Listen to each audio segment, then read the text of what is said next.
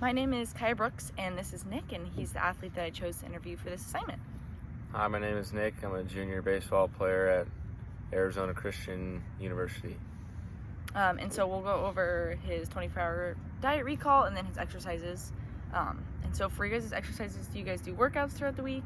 Yeah, we do 3 to 4 workouts in the morning, which consists of both strength and speed training.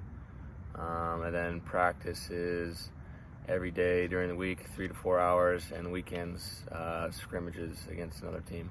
Okay, so pretty strenuous, long amounts of workouts in there. And then for your diet recall, do you just want to go over quickly, just briefly, what you had for your meal? So for breakfast, I had a protein bar. For lunch, I had some pasta and rice, big salad.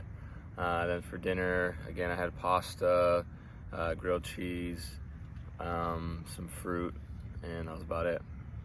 Awesome, thank you so much. And then we'll go over his amounts of each of those food items in the second portion of the video. Thank you. So for the second portion of the video, I will be going over the estimated intake for 24-hour period, the athlete's intake, and then feedback on their carbohydrate intake. So according to the dietary guidelines for Americans, about 45 to 65% of what you eat is supposed to be carbohydrates for the day. And so that's if you're following a 2,000 calorie guideline, then it would be about 225 to 325 grams of carbohydrates a day. And so since Nick obviously doesn't follow that 2,000 calorie guideline, since he is an athlete and he works out more often than, say, a typical person would, his caloric intake is more towards like 3,200 a day. So then that ups his grams of carbohydrates. So his percentage of carbohydrates, well, the grams was 418 grams of carbohydrates a day, and that made his percentage about 53%. So that is within that recommended guideline. He could have more, obviously, but he did make the mark of the minimal amount.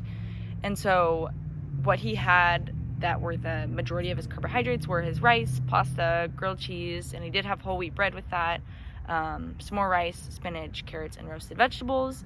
And for the most part, his sources of carbohydrates were good compared to other college students might be, because other college students, like we do at GCU's campus, we have more fast food, and they have, more meals that they can pick from within their cafeteria.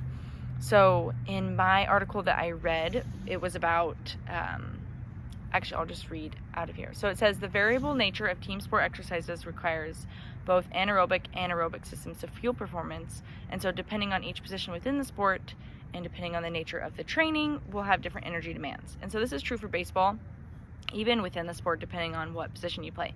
So Nick is an outfielder, and he'll play the whole game. And usually they're 9-inning games, so pretty long, couple hours. So he's going to need to fuel himself somewhere in the middle of the game, because he's going to be going the whole time, whereas a pitcher might go for, 1 or 2 innings. And so they need that fuel before the game, but then as soon as they're done pitching, they're going to be finished. So that being said, outfielder is going to have, and that's his position, is going to have different recommendations. But then team sports obviously have different recommendations or energy requirements than individual sports would say. So that is the second part of the video. And thank you for listening.